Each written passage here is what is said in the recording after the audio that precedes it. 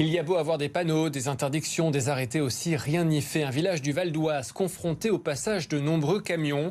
Problème, les véhicules bloquent et détériorent certaines chaussées. Les dégâts sont considérables par endroits. Notre reportage dans le nord-ouest francilien. Léna Mahmoud, Bettina de Guglielmo. La semaine dernière, encore, 2 camions ont bloqué l'intersection de 2 départementales. Filmée par un habitant, une grue a dû être mobilisée pour les débloquer.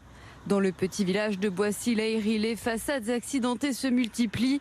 Chez Christian, les dégâts sont considérables. On a été réveillés dans la nuit du 22 au 23 novembre par un bruit de métal sur la pierre et on a constaté que le pilier de notre portail avait été plié par un semi-remorque. Le conducteur du camion a poursuivi sa route. L'assurance de Christian ne prend pas en charge les réparations vu qu'aucun tiers n'a été identifié. On n'a pas pu relever la plaque du camion.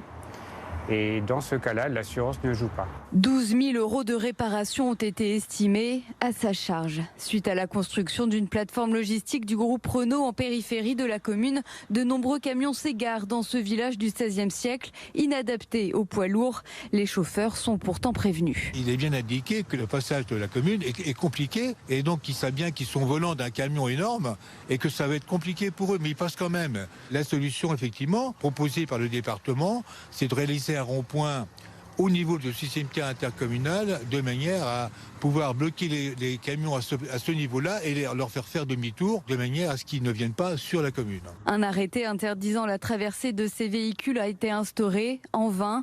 Une association de riverains s'est mise en place à Boissy-l'Aillerie pour dénoncer cette nuisance et accélérer la mise en place de solutions.